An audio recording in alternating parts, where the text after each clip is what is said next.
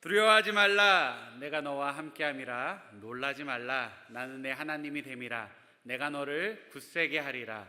참으로 너를 도와주리라. 참으로 나의 의로운 오른손으로 너를 붙들리라. 아멘. 참 많은 믿음의 사람들이 위로를 얻고 힘을 얻는 말씀입니다. 그런데 우리가 이 말씀을 묵상할 때 분명히 알아야 될 것은 오늘 주님께서 말씀하시는 게 두려워하고 놀라지 말라, 이런 일이 없을 거다가 아닙니다. 너는 분명히 두려워할 일이 있을 거야. 너는 분명히 놀랄 거야. 그런데 걱정하지 마. 내가 너와 함께 할 거야. 이렇게 말씀하고 계시다는 것입니다. 우리의 삶 가운데 두려운 일이 있을 때, 놀랄 일이 있을 때 누군가는 그 두려움 때문에, 놀람 때문에 그 삶이 멈춰지고 좌절하고 절망하고 고통 가운데 힘들어합니다. 하지만 믿음의 사람들은 그 가운데 하나님이 나와 함께하고 계심을 확신하고 힘을 얻기를 주의 이름으로 축복합니다. 우리 아이들이 놀라면 어떻게 하죠? 엄마, 아빠 하면서 찾죠. 그리고 발견하고 와서 안깁니다. 때로는 울기도 하고 놀란 마음을 진정하고 그 후엔 웃으면서 그 품을 또 떠나게 되는 것을 보게 됩니다. 놀라거나 두려운 일을 만나실 때 엄마, 아빠, 아이들이 찾들이 하나님, 주님 찾으시고 그 품에 달려가 안기시고 또 그 품 안에서 평안함을, 진정함을, 안식을 누리시고 다시 삶의 현장으로 나아가는 은혜가 있기를 주의 이름으로 축복합니다. 그럴 때 주님이 참으로 굳세게 하시고 참으로 도와주시고 그 의로운 오른손으로 쓰러져 있는 우리를 붙들어 세워 주실 것입니다. 우리 성도님도 혹시 친구 중에 누구에게나 얘기하면 알만한 유명한 친구가 있으십니까? 내 친구 중에 누구 있어? 라고 하면 오, 막 이렇게 할 정도로 누군가가 유명한 그리고 능력 있는 친구가 있다라는 것은 큰 위로가 되고 또 이렇게 어깨를 으쓱하게 하는 그런 관계가 될 것입니다. 친구에 대한 많은 격언들이 있습니다. 친구 따라 강남 간다. 그 사람을 보려거든 친구를 봐라.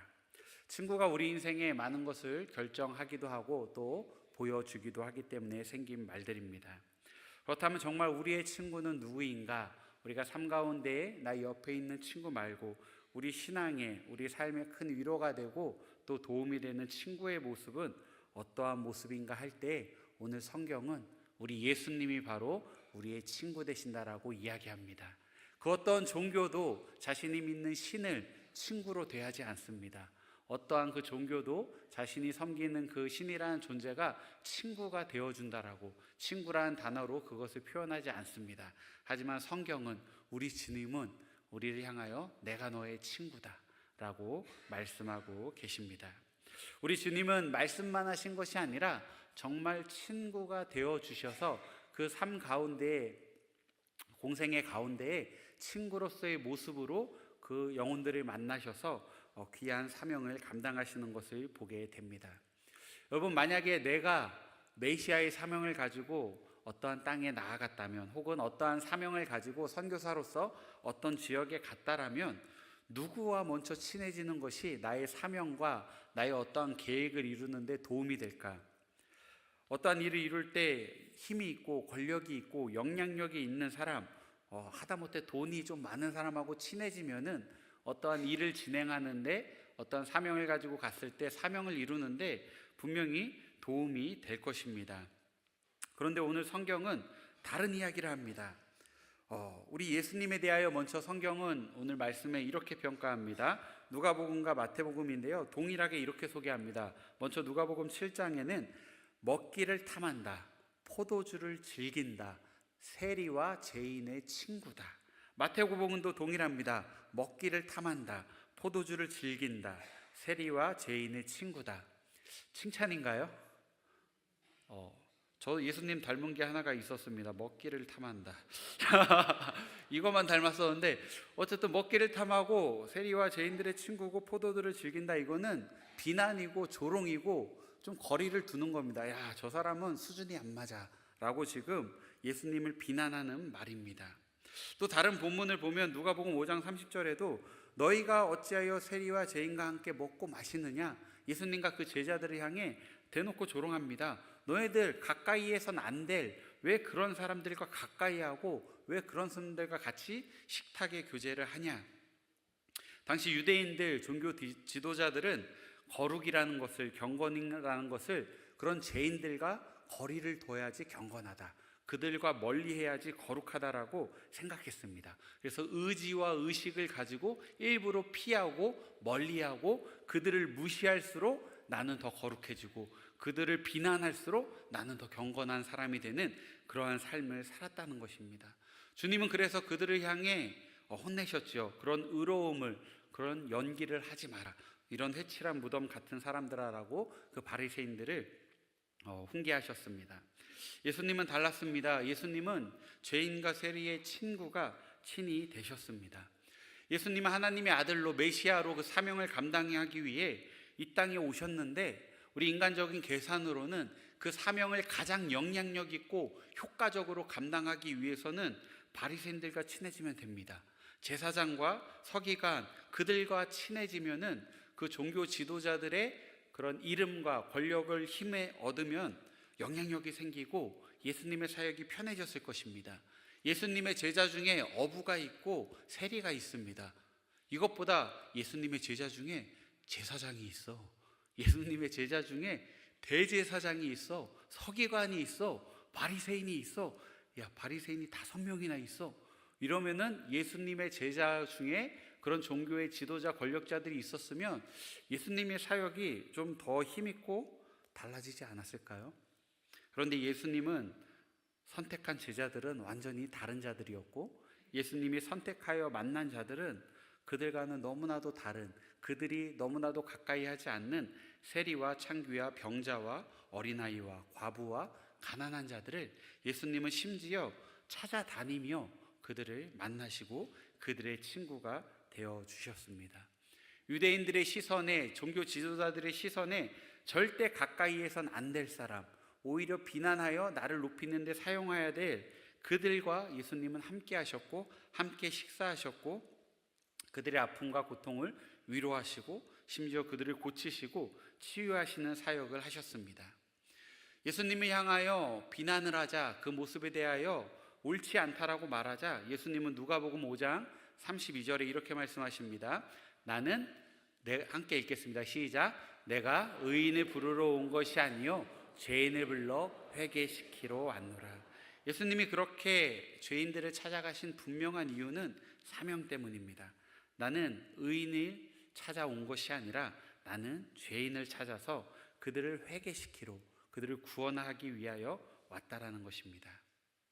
의인은 지금 나의 도움이 필요 없다, 나는 죄인, 나의 도움이 필요한, 나의 능력이 필요한 그들을 위해 온다라고 이야기하십니다. 예수님은 죄인을 사랑하셨습니다. 하지만 그 죄를 사랑하신 것이 아닙니다. 그 죄를 지어 고통받는 그 영혼을 사랑하셔서 그들을 구원하기 위해 때로는 친히 사마리아까지, 때로는 그 한 영혼을 만나기 위해 떠나시고 나아가신 것을 보게 됩니다. 그래서 그들을 만나셔서 하신 것이 무엇인가요? 그 고통을 치유하시고 그들의 아픔을 위로하시고 그를 회개시키셔서 그를 변화시키십니다. 성경에 가장 유명한 그 은혜를 입은 사람의 이름 삭개오가 있습니다. 세리였습니다. 돈은 많았지만 미움받는 그 존재를 예수님이 찾아가셔서 그의 집에 유하시고 그와 교제를 하십니다. 사람들은 그 예수님의 모습이 못마땅했지만 예수님을 만난 삭개오는 회개하였고 변화하였습니다. 그는 회개했을 뿐만 아니라 자신이 잘못한 것을 회개하며 다시 그 돈으로 갚겠다라고 분명한 변화된 삶의 인생을 살아가는 것을 보게 됩니다. 또 사마리아까지 가서 우물가에서 한 여인을 만나셨습니다. 그의 인생을 위로하시고 그와 대화를 통해 메시아임을 깨닫고 그 여인을 통해 그 마을이 그리스도를 만나게 되는 놀라운 은혜를 입게 됩니다. 예수님의 모습이 당시 그 종교 지도자들의 눈에는 전혀 메시아로, 그리스도로 보이지 않았습니다.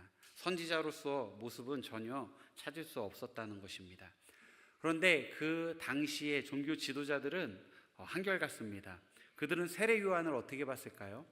예수님과 좀 반대되는 생활을 세례 요한은 했습니다. 금욕적인 생활을 했죠. 광야에서 털옷을 입고 메뚜기와 서청을 먹는 그 절제된 생활을 하는 그를 향해서 미쳤다라고 얘기했습니다. 반대로 죄인들과 어울리면서 잘 먹고 잘 마시는 예수님을 향해서는 먹보 술꾼이라고 욕했습니다. 사람들은 어떠한 모습이든지 그냥 자신의 판단 하에 그 모습을 비난하기에 바빴다는 것입니다. 하지만 마태복음은 이 모습을 향해 이런 평가를 하는 그들을 향해 11장 19절에 지혜는 그 행한 일로 옳다함을 얻느니라. 진짜 중요한 것은 사람의 평가가 아니라 하나님의 평가라는 것입니다. 우리는 누구의 시선을 의식하며 살아가고 있습니까? 우리는 사람들의 시선을 많이 의식합니다. 그 평가와 그 말이 때로는 두렵습니다. 그 말 한마디가 아픔이 되기도 하고 그 말 한마디가 나의 자존감을 무너뜨리고 나를 어렵게 합니다. 그런데 하나님의 평가는요, 하나님의 그 징계는요, 그냥 나의 자존심을 무너뜨리고 가슴 아픈 정도가 아니라 하나님 앞에 섰을 때 하나님의 그 평가에 우리의 영혼이 달라진다는 것입니다. 우리는 하나님의 시선을 의식하는 삶을 살아야 됩니다. 하나님의 그 심판과 평가 앞에 서게 됐을 때에 하나님께 내가 너를 의롭다라고, 나의 자녀라고, 내가 너는 오늘 나와 함께 나거네, 그 나라에 함께할 자격이 있다라는 그 믿음이 우리 안에 분명히 있어야 한다는 것입니다. 사람의 평가를 두려워하는 자들이 아니라 하나님의 평가를, 하나님의 말을 두려워할 줄 아는 하나님을 향한 경외함이 저와 성도님들 가운데 있기를 주의 이름으로 축복합니다. 우리가 하나님의 평가를 두려워한다면 오늘 우리에게 주신 이 하나님의 말씀을 다르게 대해야 합니다. 하나님이 이 말씀을 통하여서 하나님의 그 평가의 기준이 무엇인지, 하나님의 마음이 무엇인지 분명히 말씀해 주고 계십니다. 그래서 우리는 이 말씀 앞에 서서 하나님의 그 평가의 기준이 무엇인지, 오늘 우리에게 어떻게 말씀하시는지, 우리가 이 상황 가운데 어떻게 판단하고 선택하고 행동하기를 원하시는지를 말씀하시는 그 말씀을 분별할 줄 알아야 되고, 찾아서 주실 때 선택하여 순종할 줄 알아야 됩니다. 우리에게 주신 이 말씀을 가까이 하여 하나님을 경외하고 그 말씀에 순종할 줄 아는 지혜가 있기를 주의 이름으로 축복합니다. 그렇다면 우리가 이 말씀을 적용할 때 나의 친구는 누군가 있을 때 이렇게 한번 생각해 보시기 원합니다. 주님이 어울렸던 사람들을 보면은 그 당시 사람들이 좀 편애하고 누구나 어울리려고 하는 사람이 아니라 누구나 불편해하고 꺼림직해하고 좀 멀리 할수록 사람들한테 칭찬을 받는 사람들에게 주님은 가까이 하셨습니다. 이것을 같이 적용하면 지금 나는 많은 사람들이 편애하고 가까이 하고 싶어하는 사람들을 더 가까이 하는지, 아니면 조금 불편해하고 멀리하고 내가 좀 손해를 보면서 도와줘야 할 것 같은 사람들을 가까이 하고 있는지. 우리 주님이 지금 이 시대에 나의 삶의 자리에 오신다면 나의 주위에 있는 이들을 택하실까? 아니면 이들을 택하실까? 이들을 가까이 하실까? 저들을 가까이 하실까? 한번 예수님이라면 어떻게 하실까? 누구를 가까이 하실까? 한번 생각해 보길 원합니다. 지금 내가 예수님이 가까이 했을 사람을 멀리하고 있다라면 이제는 그들을 바라볼 수 있기 원합니다. 예수님이 멀리 했을 그들을 내가 너무나도 좋아하고 많은 시간을 보내고 있다라면 이제는 잠시 그들을 떠나서 예수님의 시선이 머무는 그 영혼을 우리도 바라볼 수 있기를 원합니다. 주님은 지금 그들을 향해 분명히 가셨을 것입니다. 제자 훈련을 하게 되면 우리 오전에 목사님 말씀하셨는데 넘어선 자의 삶을 합니다. 처음에 이것을 숙제로 이렇게 들었을 때 되게 쉬울 것 같았습니다. 이미 나의 삶이 넘어선 자의 삶이 아닐까, 충분히 한 주에 하나 써내는 거 뭐가 어렵겠어 했는데 토요일만 되면 조급합니다. 쓸 게 없습니다. 이 숙제는 내야 되겠고 이건 뭔가를 해야 되겠고 넘어선 자의 삶이 생각보다 굉장히 어려웠다는 것입니다. 이 넘어선 자의 삶을 하면서 제가 몇 가지 조금 느꼈던 것이 있다면, 내가 이 넘어선 자의 삶을 숙제로 하기 위해 쓰지 않으면 하지 않는 내 자신을 조금 발견했다라는 것입니다. 나는 그렇게 살아가고 있다라고 생각했는데 막상 쓰려고 하니까 쓸 게 없다는 것입니다. 의지적으로 노력을 해서 뭔가를 해야 돼 어딨지 하고 막 하지 않으면, 의식하지 않으면 이 넘어선 자의 삶을 살지 않았다라는 거죠. 이 숙제를 하면서 월요일부터 막 찾습니다. 넘어선 자의 뭔가를 하기 위해 막 찾습니다. 차를 타고 가면서도 혹시 횡단보도를 건너는데 어려워하시는, 이렇게 거동이 불편하신 어르신은 없는지, 혹은 짐을 많이 들고 가시는 힘들어하시는 어르신은 없는지, 나의 도움이 필요한 누군가가 없는지 막 찾기 시작합니다. 막 사람들과 주위를 막 보니까요, 놀라운 건 보이기 시작합니다. 그리고 막 타이밍을 봅니다. 언제쯤 다가가서 도와줄까? 요번 주는 이거다. 어떤 주는 좀 많은 주가 있으면 고릅니다. 한 2개, 3개 해놓고 요번 주 이거 하고 킵해놓다, 이걸 다음 주에 쓸까 막 하면서 고민을 하면서 막 이런 주도 있고, 요거 괜찮네, 요거 다음 주에 한 번 더 해가지고 다음 주에 요거 써내야지, 이렇게 했던 적도 사실 있습니다. 그런데 이걸 하다 보니까 이게 조금씩 억지로 하던 것이, 초반에는 억지로 하고 찾아서 하고 일부러 하고 하던 것이 조금씩 자연스러워지는 것을 느낍니다. 초반에는 막 찾던 것이 그냥 자연스럽게 딱 보이는 순간 도와드려야 되겠다, 딱 보는 순간 내가 먼저 해야 되겠다, 보는 순간 내가 해야 되겠네 라고 이렇게 먼저 몸이 반응하는, 그래서 이 훈련을 받으면서 이런 느낌을 받았습니다. 우리가 뭔가 군대에서 훈련을 하면은, 반복적인 훈련을 하면 그게 습관이 되고 자동적으로 나오잖아요. 마치 달리기 선수가 준비하고 있다가 땅 하면 바로 튀어나갈 수 있듯이 이 준비가 된다는 것을 좀 느꼈어요. 믿는 자의 삶으로 선한 일을 하는데 늘 준비 자세가 돼 있는 거죠. 그래서 어떤 상황이나 환경을 보면은 땅 하고 바로 딱 움직일 수 있는 이 훈련 과정 가운데 그런 것이 준비되는 것을 느끼게 되었습니다. 우리 성도님들, 그리스도인으로 살아가는 거, 막 순종하는 거, 또 오늘 주님이 참 많은 사람들이 멀리하는 자들이 가까이 하는 것 안 됩니다.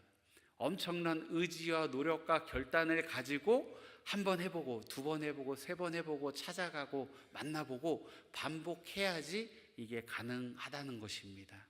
많은 사람들이 가까이 하지 않는 데는 사실 이유가 있겠지요. 저희가 이제 이웃사랑 예배를 하고 있습니다. 작년에도 이제 계속 이렇게 오셨던 분들이 있는데, 사실 여름이 되면은 조금 냄새가 납니다. 이제 땀을 흘리시고 또 일하다 오시고 그러면은 어떨 때는 작년에 사실 옷을 사드려야 되나 옷을 빨아드려야 되나 할 정도로 이렇게 좀 악취 비슷하게 좀 냄새가 나시는 분들이 있습니다. 그런 분들을 가까이 하고 대화하고 이렇게 하는 게 사실은 피하게 되죠. 어떤 내가 해야 된다는 마음을 가지고 가까이 가지 않으면 이게 사실은 어렵다라는 것입니다.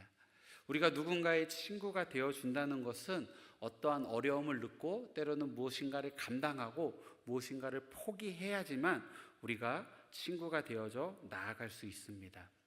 저는 오늘 말씀을 준비하면서 그리스도인으로서 또 목사로서 내가 바리새인들처럼 너무 거룩한 척을 하고 살아가진 않았나, 거룩한 척을 하고 착한 척을 하고 그리스도인 척을 하고 말씀에 순종하는 척을 하고 살아가진 않았나라는 생각을 좀 해보게 되었습니다. 사람들이 피하는 사람을 나도 피하고, 사람들이 불편해하는 사람들을 나도 똑같이 불편해하고, 사람들이 멀리하는 사람들을 나도 비슷하게 대충 멀리하고 하는, 다르지 않는 삶을 살았다는 것이죠. 저와 성도님들이 이제는 좀 준비를 하기 원합니다. 주님께서 이제 우리에게 이 사람의 친구가 되어주라고 누군가를 보게 하실 것이고 누군가를 듣게 하실 것입니다. 그때 그동안 멀리했던 그들을 향해 튀어나아갈, 가까이 나아가서 손 잡아줄 준비가 되어 있기를 주의 이름으로 축복합니다. 만약 예수님이 죄인을 위하여 이 땅에 오지 않으시고 의인을 위하여 이 땅에 오셨다라면 과연 얼마나 많은 사람들이 그 은혜를 누릴 수 있었겠습니까? 바로 나부터도 그 은혜를 누릴 수 없었을 것입니다. 감사하게도 우리 주님께서는 죄인을 위해, 가장 약한 자를 위해 이 땅에 오셨고 그들을 위하여 많은 것들을 포기하시고 그들을 회개케 하시고 그들을 구원하시고 변화시키는 사역을 하셨습니다. 우리가 바로 이 예수님의 친구가 되어 주셨던 이 삶의 모습을 닮아갈 수 있기를 주의 이름으로 축복합니다. 세상은 말합니다. 예수님은 그냥 성인이다, 그냥 좋은 스승이었다, 도덕적인 인물이다, 그냥 좋은 사람이다 라고 이야기합니다. 하지만 성경은 예수님은 그리스도시다, 하나님이시다 이야기합니다. 여러분들은 예수님을 어떻게 생각하십니까? C.S. 루이스는 예수님을 향해 이렇게 표현한 말이 있습니다. 예수는 거짓말쟁이거나 미치광이거나 아니면 하나님이시다. 우리 주님은 참 하나님이셨습니다. 우리가 그분의 삶을 닮아 나아가는 게 사실은 쉽진 않습니다. 하지만 불가능한 건 아닙니다. 성령을 통하여 우리에게 그 마음을 주시고 마음을 주신 그분이 행하도록, 순종하도록 그 능력과 은혜를 더하여 주신 것입니다. 우리는 그 한 걸음 한 걸음을 따라가면 됩니다. 주님이 마음 주셨을 때, 주님 이 마음을 주셨는데 지금 내 마음, 내 감정, 내 힘으로는 안 됩니다. 순종이 잘 안 됩니다. 하지만 순종할 수 있게 주님 도와주십시오 할 때 성령을 통하여 순종할 수 있는, 친구로 다가가서 그 손을 잡아줄 수 있는 은혜를 우리 주님께서 주실 줄 믿습니다. 내가 편한 사람들, 내가 만나면 내가 좋은 사람들, 그 사람들을 이미 충분히 만났다면 오늘 이후로 주님이 보게 하시고 듣게 하시고 만나게 하실, 그동안 내가 몰랐던, 그동안 내가 멀리에 있던, 때로는 내가 그냥 은근슬쩍 피했던, 내가 잽싸게 고개를 돌렸던, 보지 않으려 의식했던 그들을 우리가 볼 수 있기를 원합니다. 가까이 다가갈 수 있기를 원합니다. 그게 힘들면 주님, 저 영혼을 위해 내가 기도합니다. 불쌍히 여기시고 은혜를 부어 주시옵소서. 그 영혼을 위해 그 이름을 불러가며 기도를 시작할 수 있는 우리 진주 갈릴리 교회 성도님들 되기를 축복합니다. 바로 우리 주님이 죄인의 친구셨고 우리에게 그들의 친구가 되어주라고 말씀해 주십니다. 그런 너를 위해 내가 이 땅에 왔고 그런 너는 이제 그들을 향해 내가 보내겠다라고 주님이 말씀하고 계십니다. 주님이 우리를 친구로 부르시고 친구 삼아주신 십자가의 그 놀라운 사건이 나의 사건이 되셨다라면 이제는 그 주님처럼 우리가 이 시대가 외면하고 보지 않고 멀리했던 그 영혼과 그 사람을 바라보고 기도하고 한 걸음 가까이 나아가고 또 손잡아주고 안아주고 할 수만 있다면 우리가 복음을 선포하여 그 영혼이 회개하고 변화되는 데 이르기까지를 우리가 감당할 수 있기를 원합니다. 요한복음 15장 15절에 주님이 분명히 우리에게 이렇게 말씀하십니다. 우리 말씀 같이 한번 읽어보겠습니다. 시작. 이제부터는 너희를 종이라 하지 아니하리니 종은 주인이 하는 것을 알지 못함이니라. 너희를 친구라 하였노니 내가 내 아버지께 들은 것을 다 너희에게 알게 하였음이라. 아멘. 이미 많은 것을 알고 계시고 앞으로 더 알게 되실 것입니다. 그렇다면 친구로서 우리로 하여금 알게 하시고 보게 하시고 깨닫게 하신 그것에 우리가 순종하여 친구로서 우리 주님의 삶을 닮아갈 수 있는 우리 모두가 되기를 주의 이름으로 축복합니다. 세상의 말과 세상의 기준이 아니라 하나님의 말과 하나님의 기준으로 살아가는 우리 성도님들 되기를 주의 이름으로 축복합니다.